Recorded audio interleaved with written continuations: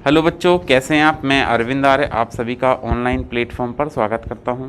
आज हम लेके आए हैं एक और नया कॉन्सेप्ट।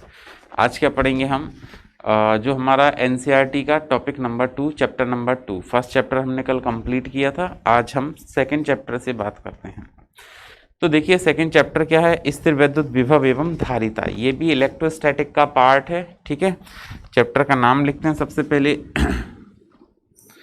चैप्टर का नाम है स्थिर वैद्युत विभव, स्थिर वैद्युत विभव एवं स्थिर वैद्युत विभव एवं धारिता। ये चैप्टर का नाम है। क्या है चैप्टर? स्थिर वैद्युत विभव एवं धारिता। अब देखिए स्थिर वैद्युत विभव एवं धारिता, या हम इसको कह सकते हैं इलेक्ट्रोस्टैटिक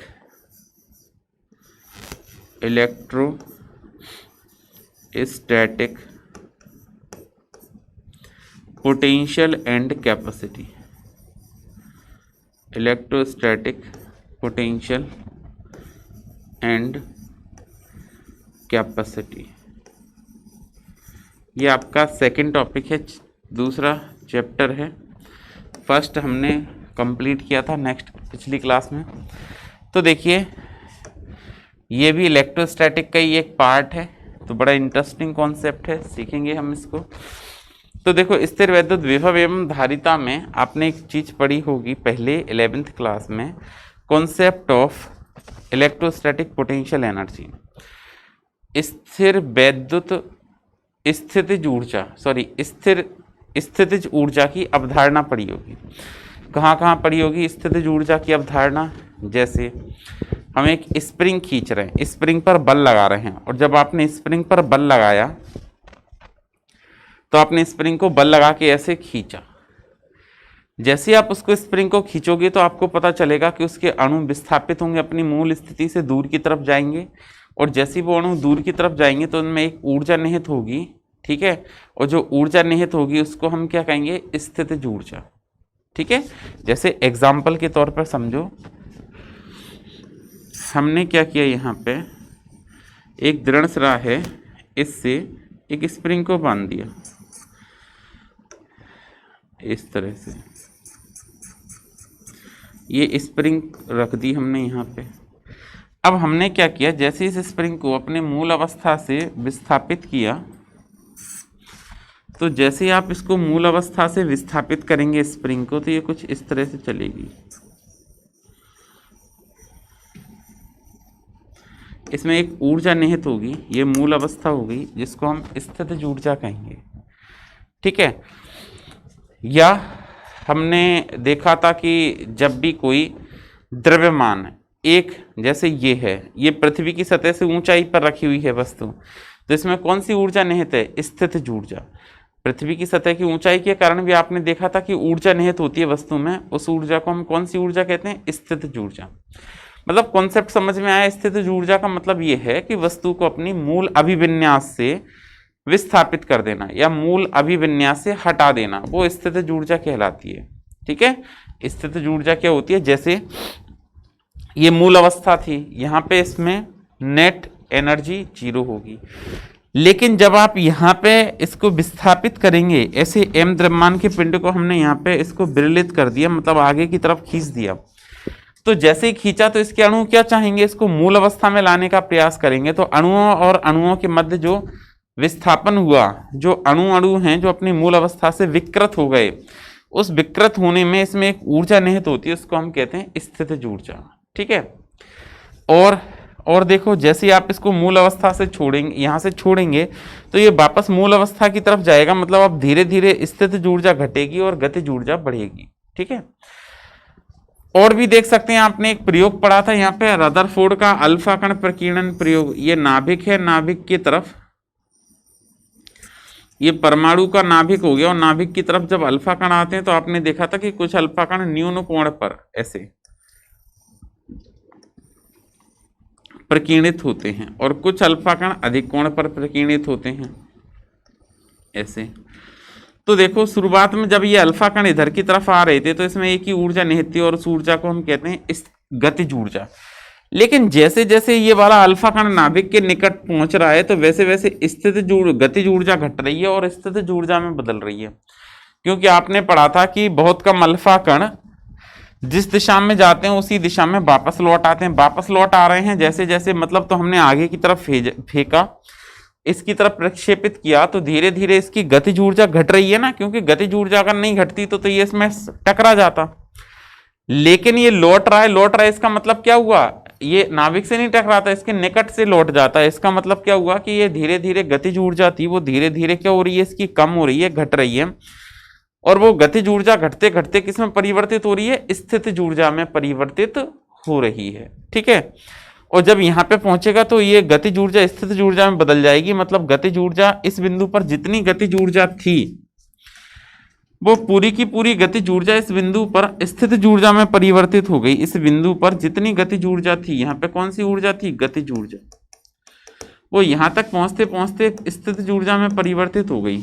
मतलब जितनी यहाँ पे गतिज ऊर्जा होगी उतनी ही यहाँ पे स्थितिज ऊर्जा होगी। तो ये ऊर्जा संरक्षण भी होता है। ठीक है, फिर वापस क्या होगा, ये इससे प्रतिकर्षित होगा और वापस इसी दिशा में आएगा तो फिर से स्थितिज ऊर्जा घटेगी और गतिज ऊर्जा बढ़ेगी। ये भी स्थितिज ऊर्जा के लिए एक एग्जाम्पल हो गया। और देखें, हमने कोई पत्थर है पृथ्वी की सतह से ऊपर की ओर फेंका, ऐसे जैसे आप पत्थर को ऊपर की ओर फेंकेंगे तो आपने जब फेंका तो उसको कौन सी ऊर्जा दी, गतिज ऊर्जा दी। जब भी पत्थर को पृथ्वी की सतह से आपने ऊपर की तरफ फेंका तो आपने उसको कौन सी ऊर्जा दी, गतिज ऊर्जा दी। ठीक है, अब वो ऊपर जाके एक अधिकतम ऊंचाई पर पहुंच गया तो आप देखोगे कि वहां से नीचे आना शुरू होगा। तो जैसे वो अधिकतम ऊंचाई पर पहुंचेगा तो वह माइक्रो सेकंड के लिए रुकेगा और वापस नीचे की तरफ आएगा। जो अधिकतम वाला बिंदु था, मतलब जहां पर वो अधिकतम पहुंच सकता है। ठीक है, आपने जो पत्थर प्रक्षेपित किया वो जितनी भी अधिकतम दूरी तय कर सकता है। मान लो यहां से फेंका और ये यहाँ पे ये अंतिम बिंदु था इसका, तो यहां से आपने जब फेंका तो इसके पास कौन सी ऊर्जा थी, गतिज ऊर्जा थी। लेकिन जब ये अधिकतम ऊंचाई पे पहुंचेगा तो वो गतिज ऊर्जा स्थितिज ऊर्जा में बदल जाएगी, क्योंकि माइक्रो सेकंड तक रुकेगा यहाँ पे। ठीक है, और वापस आएगा। मतलब क्या होता है, पृथ्वी की सतह से ऊंचाई के कारण या वस्तु के अभिविन्यास परिवर्तन के कारण, पृथ्वी की सतह से ऊंचाई के कारण या वस्तु के अभिविन्यास परिवर्तन के कारण, ये देखो अभिविन्यास बदल रहा है इसका। ठीक है, तो अभिविन्यास परिवर्तन के कारण वस्तु में जो ऊर्जा निहित होती है उसको हम कहते हैं स्थितिज ऊर्जा। कॉन्सेप्ट समझ आया? ऐसा नहीं है कि केवल है ना पृथ्वी की सतह से ऊंचाई के कारण ही ऊर्जा निहित होती है, वस्तु की गति के कारण भी हो सकती है। जैसे यहाँ पर देखो, यहाँ तो कोई पृथ्वी की सतह नहीं है लेकिन इसमें स्थितिज ऊर्जा है। ठीक है, तो ये सारे कुछ एग्जाम्पल बताए मैंने कि स्थितिज ऊर्जा का कॉन्सेप्ट आपने 11th में कहाँ कहाँ पढ़ा था। अब देखो इसी कॉन्सेप्ट को हम थोड़ा सा और अच्छे से पढ़ेंगे, एलेबरेट करेंगे। ठीक है, 12th क्लास में, और इसको हम पढ़ते हैं स्थिर वैद्युत स्थितिज ऊर्जा का कॉन्सेप्ट। सबसे पहला हमारा जो कॉन्सेप्ट है वो क्या है, स्थिर वैद्युत स्थितिज ऊर्जा के बारे में हम सीखेंगे। तो देखिए स्थिर वैद्युत स्थितिज ऊर्जा क्या होती है इसके बारे में हमको डिस्कस करना है। तो हमने सबसे पहले हेडिंग लिखी स्थिर वैद्युत स्थितिज ऊर्जा। क्या लिखी, स्थिर वैद्युत स्थितिज ऊर्जा। स्थिर वैद्युत स्थितिज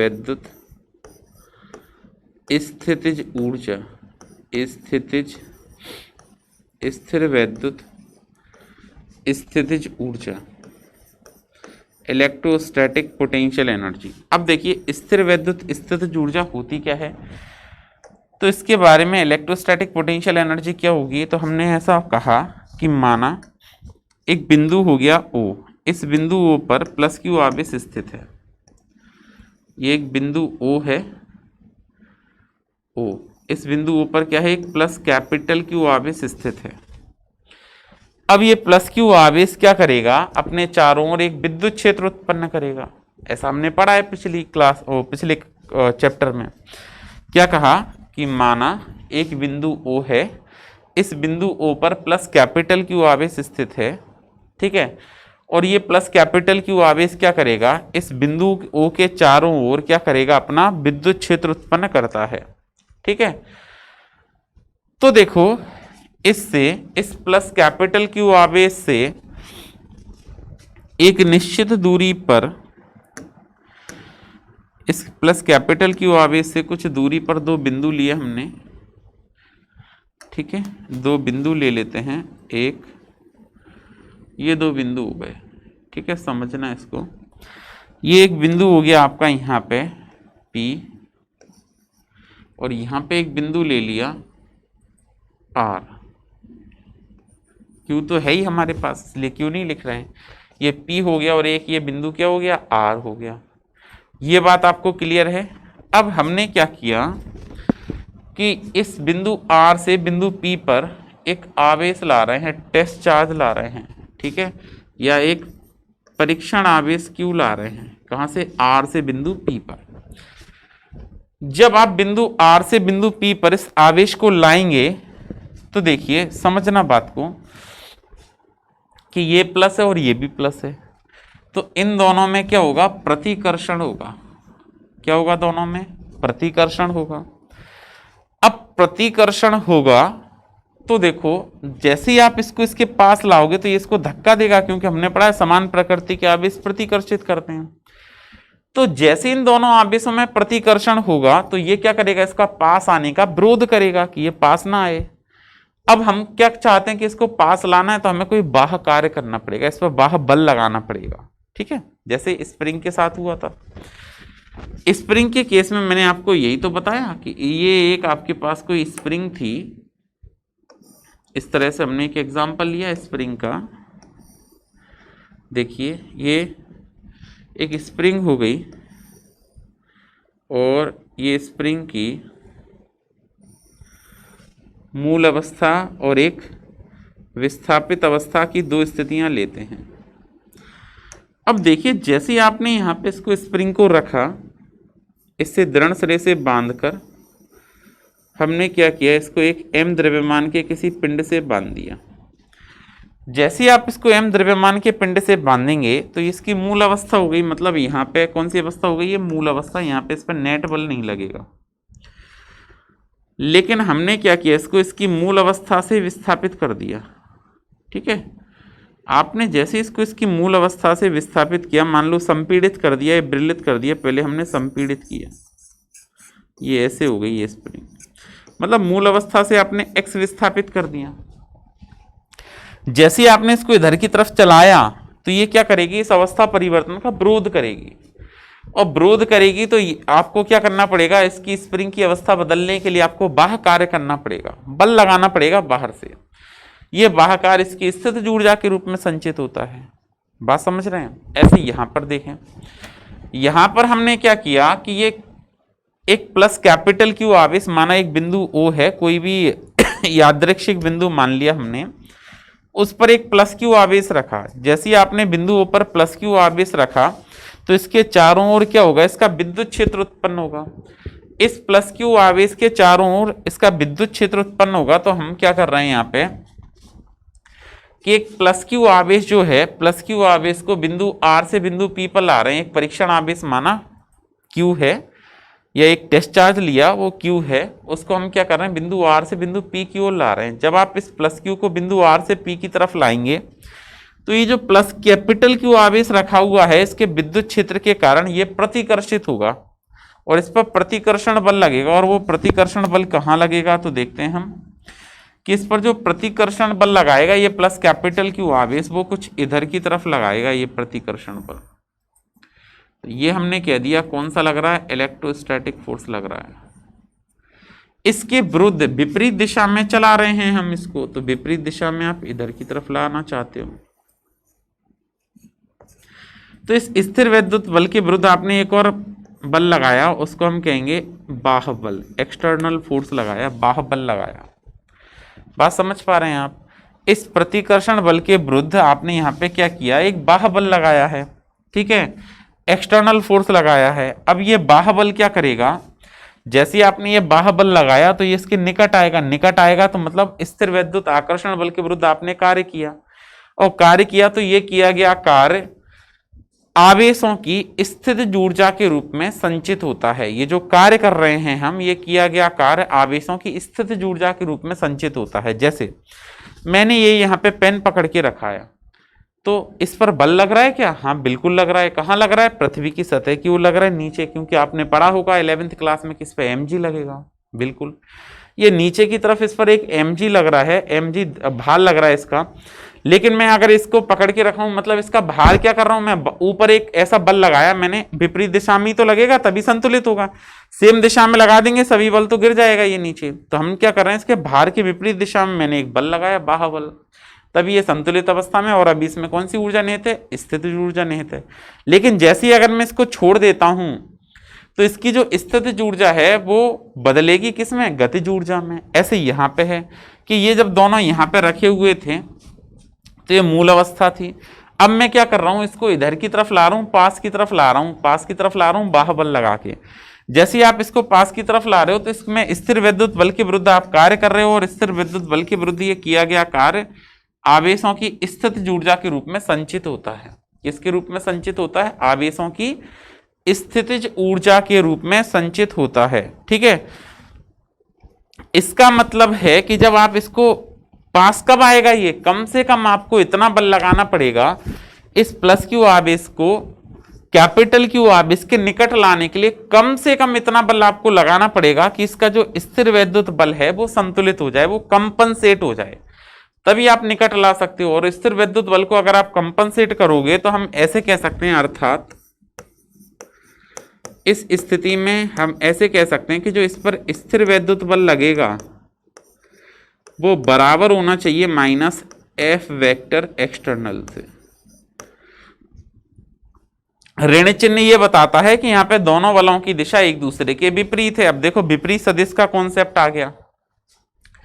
आपने पढ़ा एक सदिश इधर की तरफ है और दूसरा इधर की तरफ है। ठीक है, ये ए हो गया और ये बी हो गया।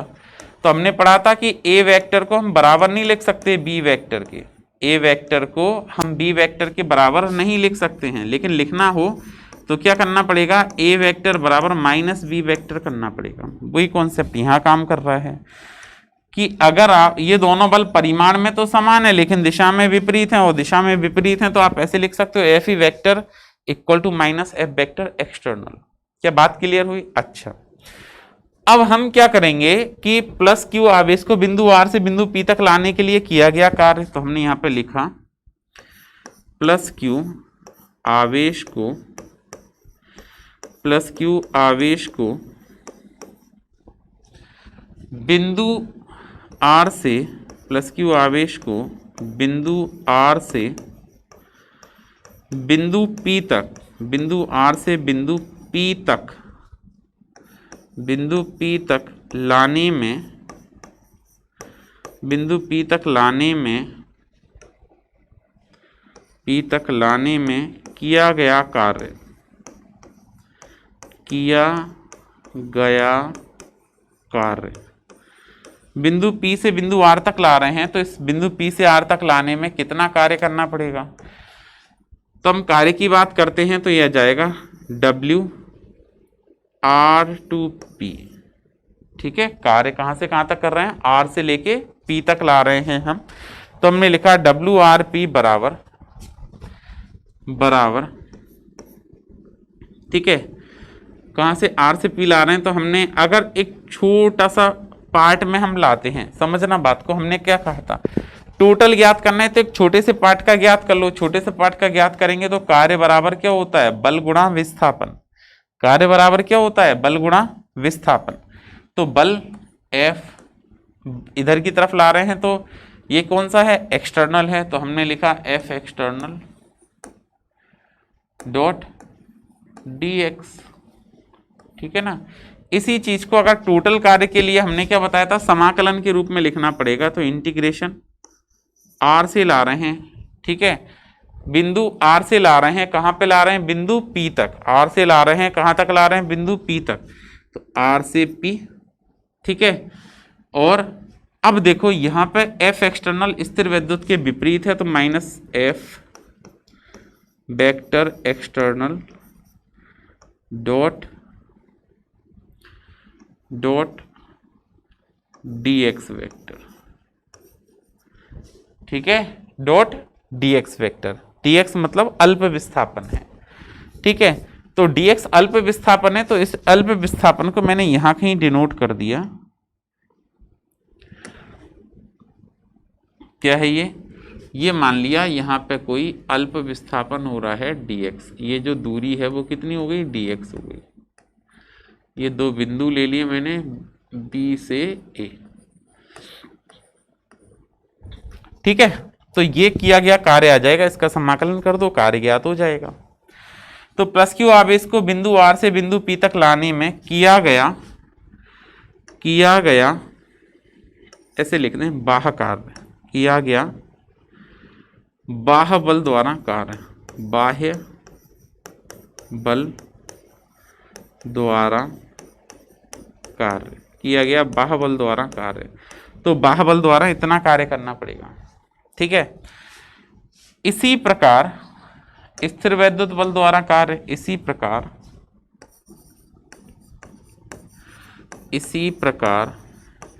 क्या कहा, स्थिर वैद्युत बल द्वारा किया कार्य, स्थिर वैद्युत बल द्वारा, इसी प्रकार स्थिर वैद्युत बल द्वारा किया गया कार्य, बल द्वारा किया गया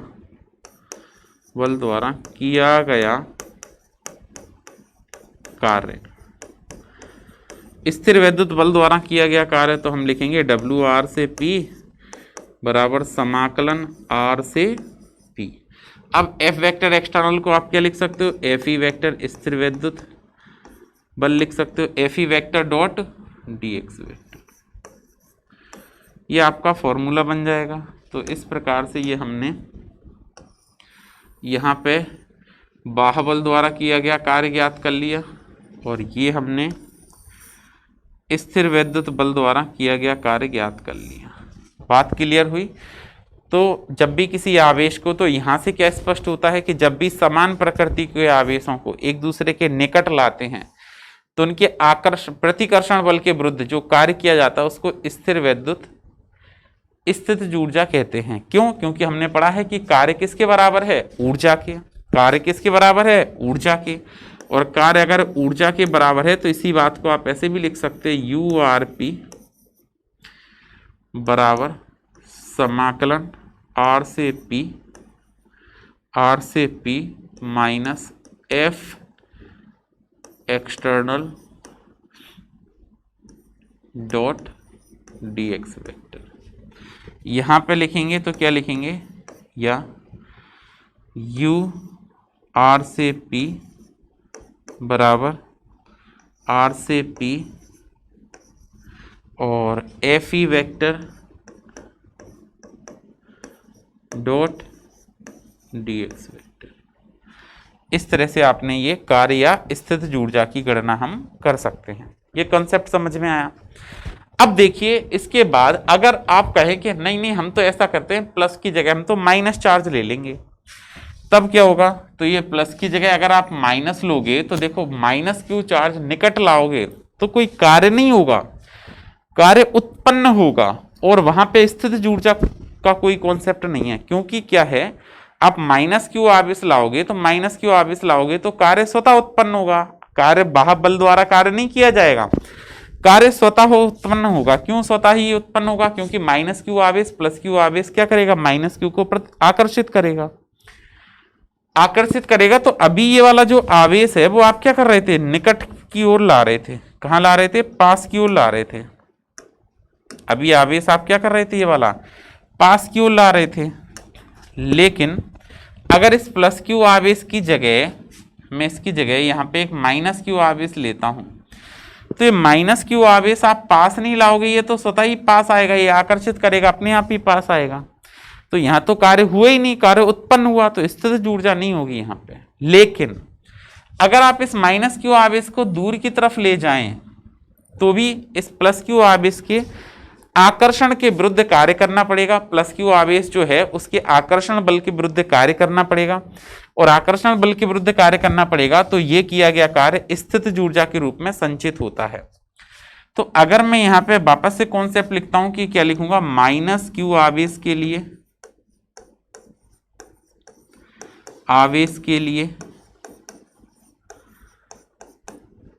बिंदु P से R तक ले जाने में किया कार्य, बिंदु P से R पर ले जाने में, बिंदु R से P पर ले जाने में किया कार्य। ठीक है, हम क्या कर रहे हैं, इस माइनस क्यू आवेश को क्या कर रहे हैं, बिंदु R से ले जा रहे हैं और कहाँ ले जा रहे हैं, बिंदु P पर ले जा रहे हैं। जब आपको इसको बिंदु P से R पर ले जाएंगे तो कार्य क्या हो जाएगा, यहाँ पे W, कार्य को क्या लिखेंगे, W PR बराबर समाकलन माइनस समाकलन P2R, और यहाँ पे क्या लिखेंगे, minus F external dot dx, F external dot dx। समझ आ गया, ये माइनस आवेश के लिए है, ये प्लस आवेश के लिए है। ठीक है, तो प्लस आवेश पास ला रहे हैं, माइनस आवेश दूर ले जा रहे हैं। फिर देखो, या आप इसको स्थिर वैद्युत के टर्म्स में लिखेंगे P से R, तो ये जाएगा समाकलन P से R, और ये बनेगा F वेक्टर स्थिर वैद्युत dx वेक्टर। ये नेगेटिव चार्ज के लिए किया गया कार्य आ गया, ऋणात्मक आवेशों के लिए किया गया कार्य आ गया। तो यहाँ से क्या कह सकते हैं कि जब दो समान प्रकृति के आवेशों के एक दूसरे के पास लाते हैं या विपरीत प्रकृति के आवेशों के एक दूसरे के दूर ले जाते हैं, समान प्रकृति के आवेशों को एक दूसरे के निकट लाते हैं, विपरीत प्रकृति के आवेशों को एक दूसरे से दूर की ओर ले जाते हैं, तब इन आवेशों को पास की ओर या दूर की ओर ले जाने में हमें क्या करना होता है, स्थिर वैद्युत प्रतिकर्षण या आकर्षण बल के विरुद्ध कार्य करना होता है। ये किया गया कार्य इस आवेशों की स्थितिज ऊर्जा के रूप में संचित होता है, आवेशों की स्थितिज ऊर्जा के रूप में संचित होता है। इसका मतलब यहाँ पे जो कार्य करना पड़ रहा है वो एक बिंदु से दूसरे बिंदु तक ले जाने में। दूसरी बात, स्थिर वैद्युत स्थितिज ऊर्जा एक अदिश राशि है। कैसी राशि है, अदिश राशि है, क्योंकि हमने पढ़ा है कार्य भी एक अदिश राशि है और दोनों में डॉट गुणा हो रहा है। कौन सा गुणा हो रहा है, डॉट, और जब भी डॉट हो तो राशि कौन सी आएगी, अदिश, और क्रॉस हो तो कौन सी आएगी, सदिश। ठीक है, तीसरी अगली बात यह है कि स्थिर वैद्युत स्थितिज ऊर्जा जो है वो पाथ पर निर्भर, मार्ग पर निर्भर नहीं करती है। ठीक है, मतलब स्वतंत्र पथ होती है, इंडिपेंडेंट ऑफ पाथ, मार्ग पर निर्भर नहीं करती है। इस जब आवेश को हमने एक से दूसरे पर ले गए तो स्ट्रेट लाइन में ले गए या हम इस तरह से ले गए, इस बात पर निर्भर नहीं कर रहा है, या आप डायरेक्ट यहाँ से यहाँ ले आए या आप ऐसे ले गए, इस बात पर निर्भर नहीं कर रही है। स्थितिज ऊर्जा वो किस बात पर निर्भर कर रही है, वो प्रारंभिक और अंतिम बिंदु पर निर्भर कर रही है। इसका मतलब ये मार्ग पर निर्भर नहीं करती है। आप आवेश को किसी भी मार्ग से ले जाएं, लेकिन स्थितिज ऊर्जा केवल प्रारंभिक बिंदु से किस अंतिम बिंदु तक ले गए हैं, इस बात पर निर्भर करती है। ठीक है, तो ये स्थिर वैद्युत स्थितिज ऊर्जा का कॉन्सेप्ट हो गया। कल हम इसके बाद एक और नया कॉन्सेप्ट पढ़ेंगे। तो आज के लिए इतना ही, फिर मिलते हैं कल नेक्स्ट क्लास में एक और नए कॉन्सेप्ट के साथ। तब तक पढ़ते रहिए, सुरक्षित रहिए। Thank you.